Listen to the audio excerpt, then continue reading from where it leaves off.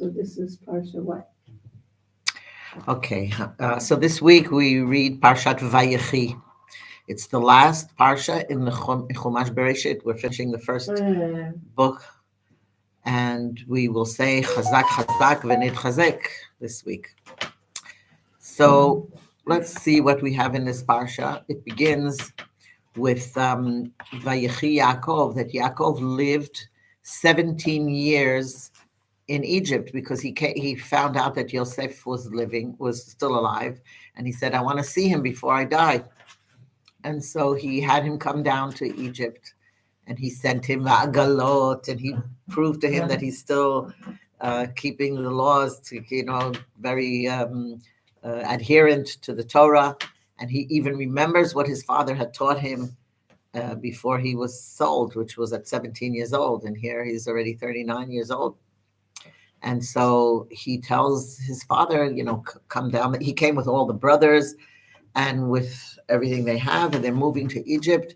And Paro was like very happy that suddenly his right-hand man, he finds out that he has such a respectable family and will serve them, will give them whatever they need. And so they get reconnected, Yaakov and Yosef, his beloved son, and he has already two grandsons because he has two children, Menashe and Ephraim. And Yaakov was 147 years old, and he realized that his time has come to an end, and he wants to give instructions that not to leave him in Egypt. He wants them to bury him in like out of Egypt, to take him to Canaan, to take him to Eretz Israel. And being that Yosef is the ruler of Egypt, so he probably would be able to fulfill his wish. So he was going to make his request. So it's interesting that one of the Lubavitcher Rebbe spoke about it, that how I think it was, I'm trying to remember which. We're told that it was, let me see who. I think that it was the Lubavitcher Rebbe when he was in Cheder, and his teacher taught him that Yaakov lived for 17 years in the land of Egypt, and it says 17 is B'gematria Tov. These were his best years. The best years of his life were in Egypt. He said, how could it be?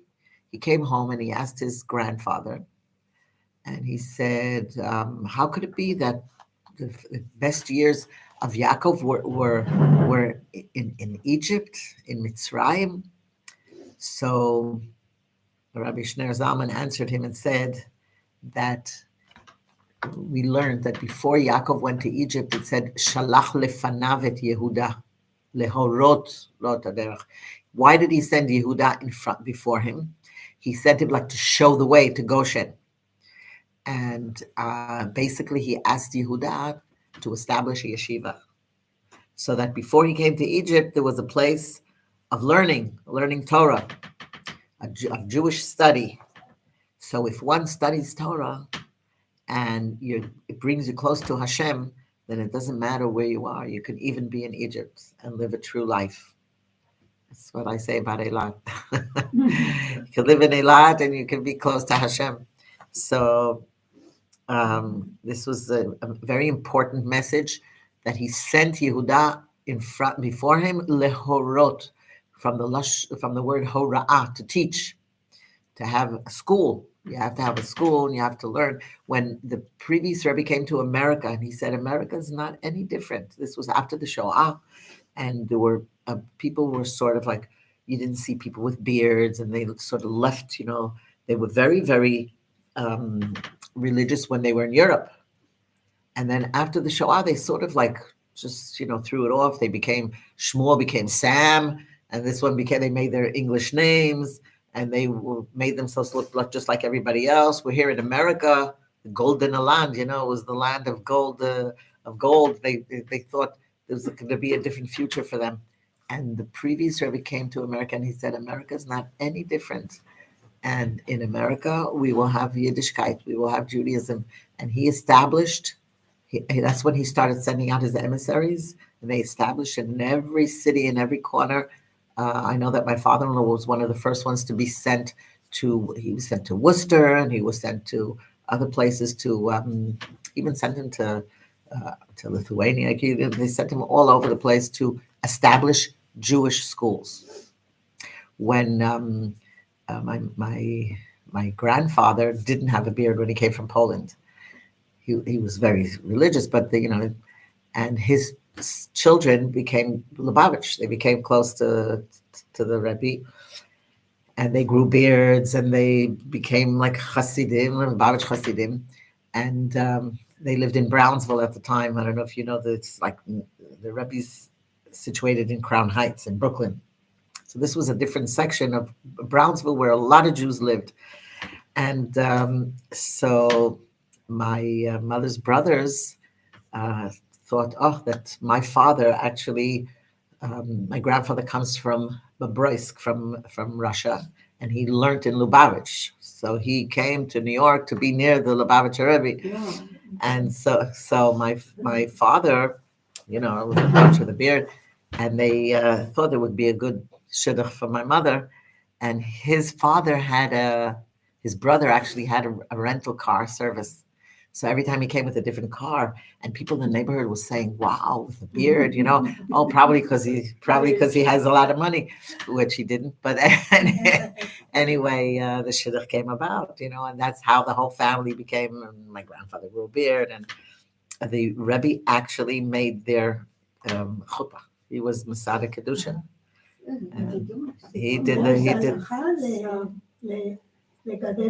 אסור לגעת בחמש פאות, it's something that, the פאות, anyway. So that's our background. Anyway, getting back to where we were, so Yaakov calls Yosef, actually Ephraim, Menashe was the politician, so he was in the palace, and he was the one who was the interpreter for Joseph when his brothers came. But Ephraim sat and learned. So he must have been with Yaakov day and night. And then Yaakov wasn't feeling well. He was the first one who actually got sick, because we find that people lived hundreds of years. And, so Abraham said that I should look old, because if I go with my son, I look like him. Who knows who's the father and who's the son? So Avraham was the first one who looked old. It said Zaken Baba Yamim. Yitzchak said that a person won't do tshuva before he dies if he doesn't have any pain or anything. And so Hashem said, okay, and he couldn't see when he became old. He lost his vision. And Yaakov said, a person should get sick, so then you know that he's dying, and then people will listen to him. You could say whatever you want without the person being embarrassed, because when you come and you say, you rebuke someone, you're embarrassed to see words in the street. But here it's his last days. He's sick and he's on his way out, so people will take it much more serious. In any case, so Yaakov is laying in bed. He's weak. And Ephraim runs to tell his father, Zaidi, the grandpa is sick, and you should come see him. So he comes with his two sons, with Ephraim and Menashe, and Yaakov tells him, please don't bury me in Egypt. I want to be buried in the cave of Machpelah, where Leah is buried, where Avraham and Sarah, Yitzchak and Rivka, and Leah. And he was going to be buried near Leah because Rachel was buried on the way, Bethlehem. She was the one who had to pray for her children when they go out to the diaspora. So Yaakov says to him, he says, listen, I want to apologize to you that I didn't bury your mother in the cave of Machpelah. And you probably are angry at me about it. Maybe you think I didn't do the right thing. But you should know that I was instructed from God to do this. And she is buried, Rachel is buried on the roadside, because she is meant to interfere for her children when they go out to exile, Rachel mevaka al baneha. She's the one who prays for her children. Remember, we said that she says to Hashem, I gave up so much. I gave up the signs for my sister. I put my sister under the chuppah instead of me, and I had mercy on her. Won't you have mercy on your children? And Hashem said, you know, you're right, and wipe your tears, Rachel. Wipe your tears off your eyes. He listened to her prayers, so she's the one who prays for the nation, for the Jewish nation. Yeah. But when the soldiers saw Rachel in a war. In the war, they saw her. Yes, yes. I know there were many stories of Rachel in Azda, Yeah. of this woman standing there telling them, this house is, and they were saved. They were saved, and they said there was no such lady like who, so she must be there to help us. Yeah. Okay, so now he brings his two sons, and he wants them to get the blessing. So what Yosef did was he's standing opposite his father. So he puts his oldest son, which is Menashe, on his left side, which means that his left side is the right side of Yaakov. And he puts his younger son, Ephraim, on his right side, which is the left side of Yaakov. So he figures if Yaakov puts his right hand on the big son and his left hand on the little son, and this is where he's going to bless them. And suddenly, he sees that his father crosses his hands. He puts his right hand on Ephraim and his left hand on Menashe. So Yosef thinks that he made a mistake. So he tries to lift his father's hands and put it back, because he thought maybe his father doesn't see well. But Yaakov said, I'm very much aware of what I'm doing. And I know that Menashe is the oldest, but Ephraim will surpass him in his greatness.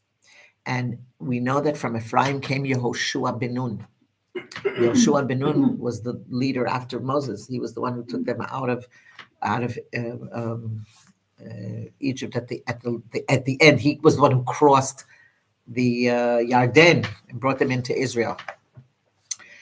And from Menashe, he will also have kings, but the kings that came from Menashe were not so great. And we know that in the time that there was one of the kings who put the idols into the Beit HaMikdash, and actually there was Gideon from Menashe, but in any case, Yehoshua surpasses him by far, and so that's why he put his right hand on Ephraim and his left hand on and even he said, these are his two grandsons will be considered my sons, because they become part of the 12 tribes. They're counted as two tribes, like Levi didn't have a portion. So it's Menashe and Ephraim are considered his children. They have a portion as the Shvatim.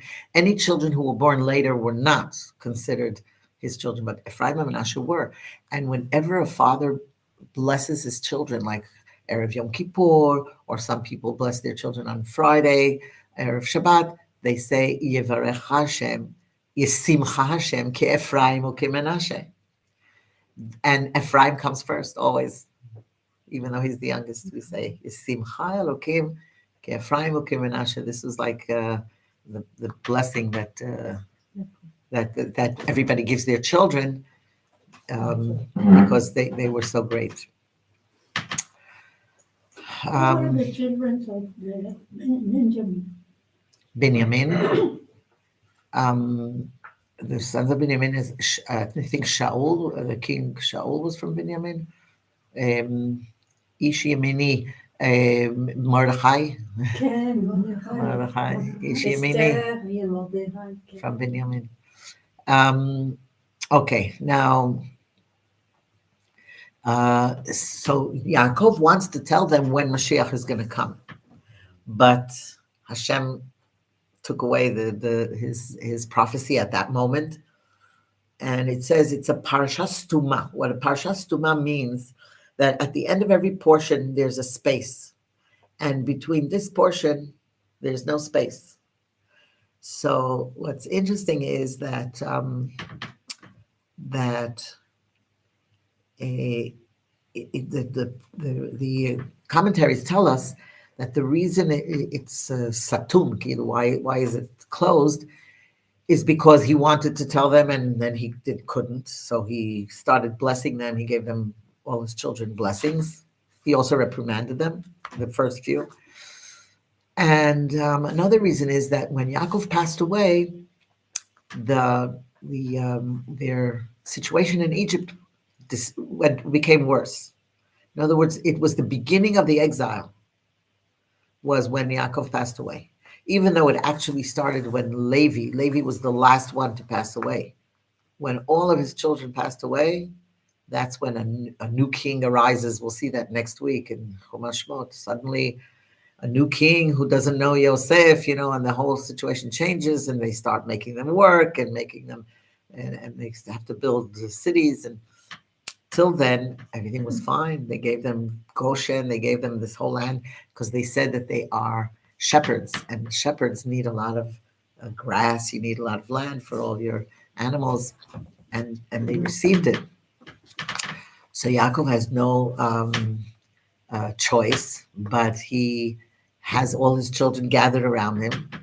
So he starts rebuking them, actually. And he starts with Reuven. He goes through each one of them. And Reuven is his firstborn. And he says to him, you the firstborn, you actually should have been the high priest. You should have deserved the priesthood. But it was given to Levi. Why? Because he was disqualified, because he moved Yaakov's bed. Remember?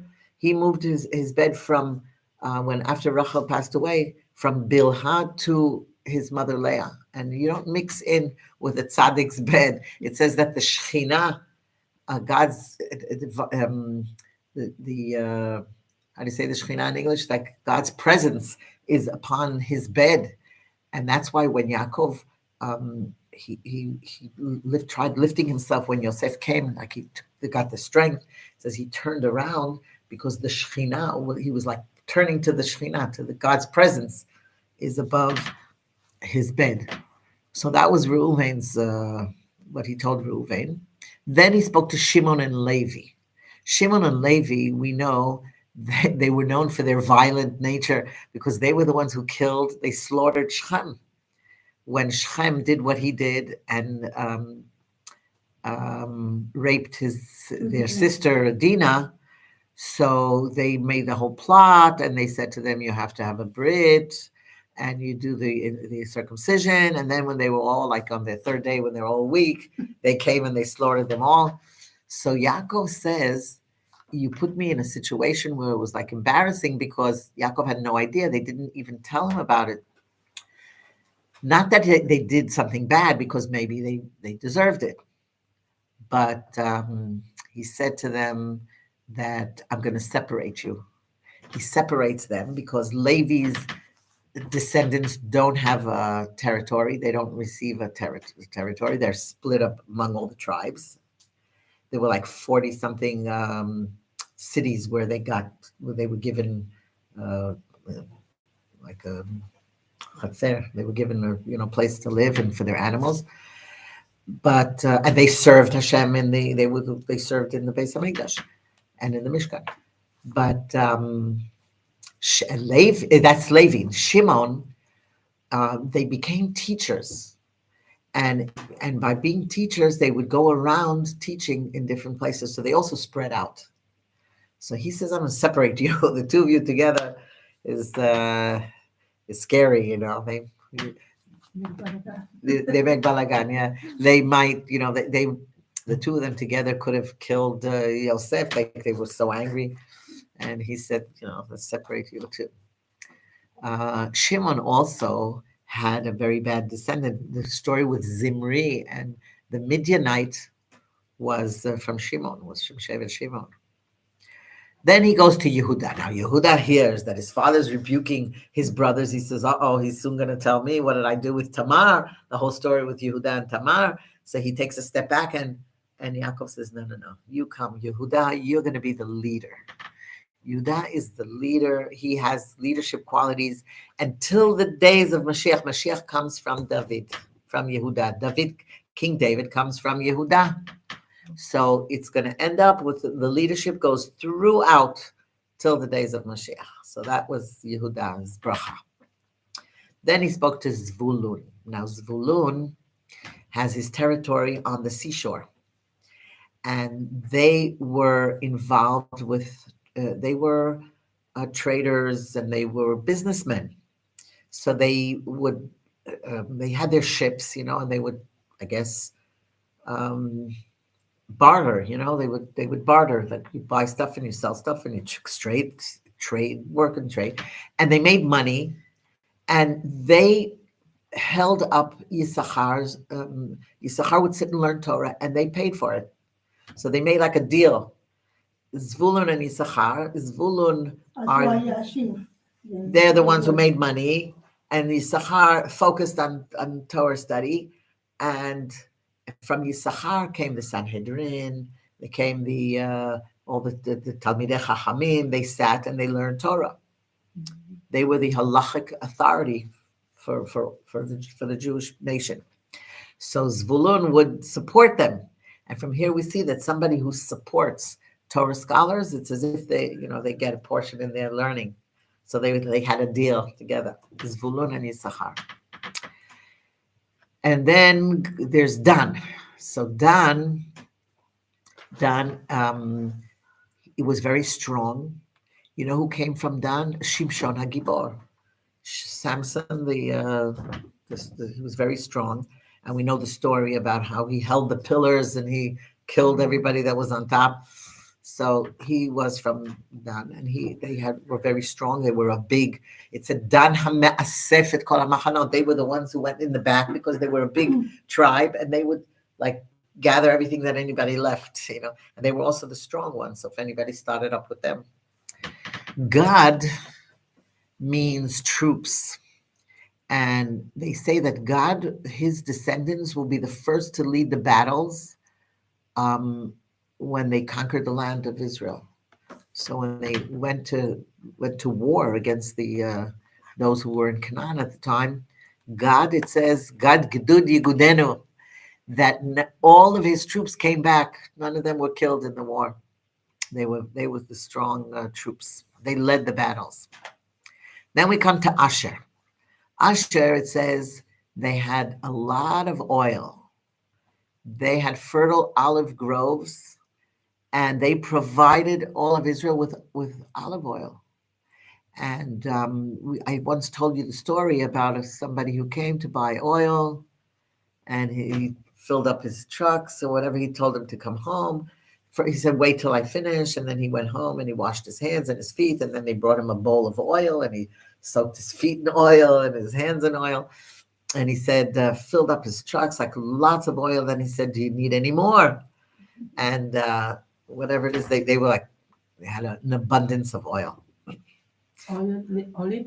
Olive oil, yes. They had olives, yeah. And petrol, maybe? Like Iran. Iran has olive oil? maybe גם פטרול, parce אשר זה נהיה חיפה. חיפה יש A lot of zaitim. A lot of olives, yeah. Okay, maybe. Maybe? Okay, then we go to Naphtali. And Naphtali inherits the region of Ginosar, which is known for the fruits that become ripe very, very quickly, very rapidly. And Naphtali, it says, is known for its rapidly ripening fruits. They have lots of fruits and they ripen fast. Agriculture. What? Region of Ginosar, it says. It's also near the water. Anyway, what? I don't know if he grew it, but they inherited the region that gave. Maybe they all of them were askuba chaklaut, and animals, like they raised animals and they raised food of the land. Binyamin, what about Binyamin? So Binyamin is definitely connected to the Beit HaMikdash because the Beit HaMikdash will be built in his territory, and his descendants, like we said, was Melech Shaul and Mordechai and Esther, and they were known for Ish Yemini. Then again, his last will and testament of Yaakov, he asks them, please bury me in the cave of Machpelah, where our ancestors are, and then he passed away. Yosef cried for his father and kissed him farewell, and he told the Egyptians to what they do in Egypt, to embalm the body, like they make a chanita. It's like they whatever they cover them up. I think it's to embalm them. And they were in mourning for like 70 days, and they really felt that Yaakov was missing. So after they got Paro's permission, Yosef led a very impressive funeral procession, and they went to bury Yaakov in Canaan. And there were some Egyptian dignitaries and chariots and horsemen, and they all joined in the procession. And he had a burial worthy of royalty. He was like, he got the kavod that he deserved. So after Yaakov passed away, the brothers were really afraid that Yosef was going to take revenge on their betrayal. He says, "Kol od," as long as Yaakov was alive. So they didn't, do anything to Yosef. They didn't do anything. Yosef didn't do anything to the brothers. But now maybe he's going to want to take revenge. So they sent messengers to Yosef, and they said that our father asked and instructed that he should forgive them. And then they personally approached him, and they bowed before him, and they said, "We will be your slaves. We will do anything for you, just like don't be angry with us." And Yosef was moved to tears. He was so like he was so merugash. It affected him so much with humility, and he reassured them that he has no ill will against them, nothing. He had no intention of doing anything bad, and he said that you should know that everything that happened was intended from Hashem. It's part of Hashem's plan to save so many lives during the famine. Where would they get the food? And he said, I'm going to continue to support you. I'm going to support your families. You have nothing to worry about. And Yosef lived to the age of 110, and he saw great-grandchildren and grandchildren and great-grandchildren. And before he died, he said that Pakod Yipakad, that one day Hashem will take you out of Egypt. And he said, make sure when this happens, you take me out too. So he was actually put into the his bones, his Atzamot Yosef, were in the Nile River. And before they left Egypt, Moshe brought up his bones and took him with him. And when the sea split, and we say, Hayam Ra'av Vayanos, the waters saw and ran, dispersed. What did the waters see? And I saw somewhere very interesting that it says that they saw the bones of Joseph. And so the bones of Joseph were what caused the redemption. And so the fact that Joseph stayed in Egypt for so many years, sometimes you could think, wow, that's sad, he probably didn't want to be there. But actually, we find something very, very interesting. Before Yaakov goes down to Egypt, he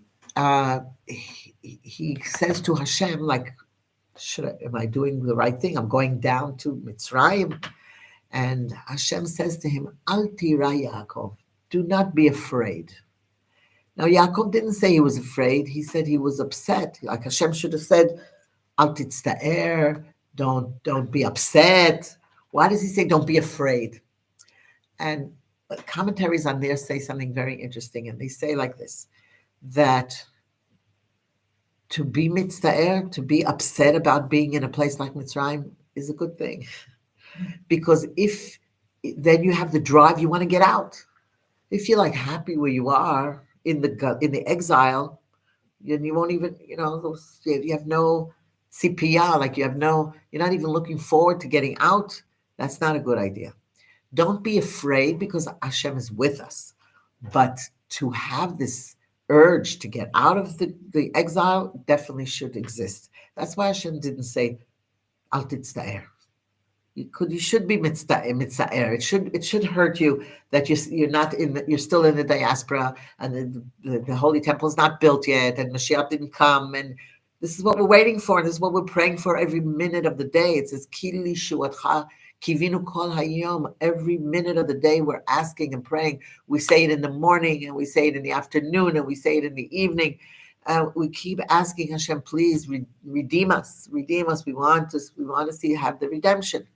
We're the seventh generation already. You promised, and it'll happen. But we have to have that urge that we say, okay, one more mitzvah, and it pushes us to do more mitzvot to get out of this diaspora. Whereas if you say, okay, if not, it's no good. It's no good. So, but not to be afraid, because Hashem is with us all the way. Hashem guides us and leads us, and we have to remember that all the time. It's very interesting that when it says that the parsha stuma, meaning that it's closed, is called Vayechi. When you're speaking about mazes satum, like sometimes a person says, I came to a dead end, things don't look good. Things aren't going the way I want them to go. It's not with this one with the shidduch and this one with his parnasa, this one with everyone with their troubles. Okay, this one's not feeling well. So sometimes you feel like you're coming to a dead end. Mavoy satum. It's like mavoy satum. So you say Vayechi. This is where means you're living. This is where the life, definitely something good will come out of it, because when we're talking about Yaakov passing away, and the Torah finishes off with Yosef passing away, it's impossible that the Torah would end with something negative. So first of all, it says that Yaakov did not die. What does that mean? That Yaakov didn't die? They buried him. It says, Mazar o b'chaim avu b'chaim. If his children are following in his ways, it's as if he's alive. He's still alive, because everything he stood for and everything he taught is continuing.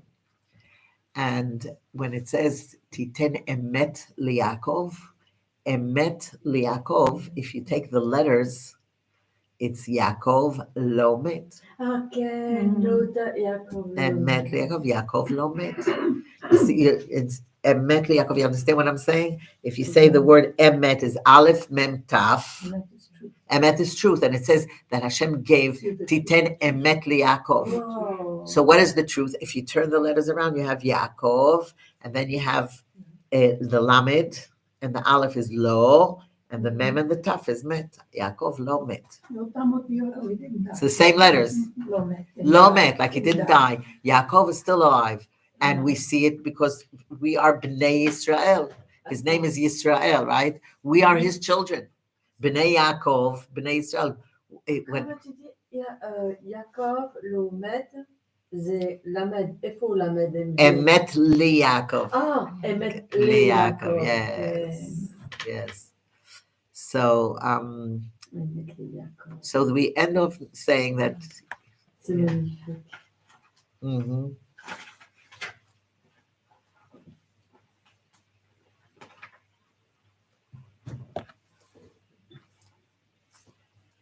And it doesn't say that he died. It says that Israel drew near to die.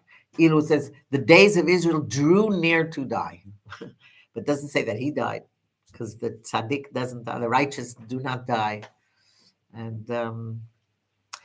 okay. Then I'm just going to end off with one more thing, that the Midrash tells us that that when Hashem wanted to create man, so emet, the truth, came along and said he shouldn't be created because he's full of lies. He's not truthful. So kindness came along and said he should be created because he's full of kindness. So the truth might have said, but it's another one of man's lies, because if man does acts of kindness to his fellow man, it's not because he's full of kindness, it's because he expects to get kindness in return. People are interesantim, like they do it because they want to get it back. But the Torah tells us now that there's one kind of kindness that proves truth wrong, and that is the kindness that's done to the dead. That's called chesed shel emet, the kindness of truth. That's what the Torah calls it, because a person is capable of doing a good deed and acts of kindness, and he knows that there's no selfish motive, because there's the person who died he's not going to get it back. So he's doing chesed shel emet. He's not expecting anything in return. So this is what they did to Yaakov. It says chesed shel emet. They buried him. They did everything they had to do. And basically, this is, I think we covered the whole parsha. If there are any questions, this is the time to ask. Any question? Clear? So we say chazak, chazak, v'nit chazek. When we say it three times, everything that is in three has tokef. Like when you say pam shlishit glida, right? The third time I meet you there's something about a triangle that has three corners that is the most stable tzura. It's the what? Shape. It's the most stable shape. The triangle has like the base, and then and we say in a marriage you have three partners. You have the husband and the wife and Hashem. Okay, so that's the three partners. Now we have the Torah is Tanakh, Torah, Nevi'im, Uktuvim. That's three. It was given to a nation of Kohanim, Levi'im, and Yisraelim. That's three.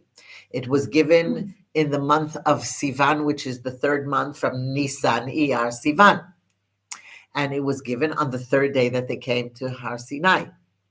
3 days they prepared themselves, washed their clothes and everything, and then they got ready. And Moshe is the third child in his family. So everything is shlashot. Everything is made out of three. And when there's an argument, if two people argue, you have the right wing and you have the left wing, and then you need a third party to come and bring them together. It says, Yavo shlishi ve'achriya benehem. Sometimes you need a third person to make peace between two sides. So three is, it says also, the world stands on three legs. Torah, avodah, gmilut chasadim. And it also says, look at three things and you will not fail. Your eye sees, your ear hears, and everything that you do is written. In the book above, when a person goes to sleep at night, it says that 1/60th goes up. 1/60th of his soul goes up and writes everything down. That's why when a person is asleep, you're not all that awake. I mean, you can't walk, you can't see, you're dreaming. So it's 1/60th. It's like your pinky goes up there and writes. We write down a ti'ud of everything we did that day. So again, we have the three things. So three is very essential, and we have the three of Tanakh, Torah, Nevi'im, Uktuvim.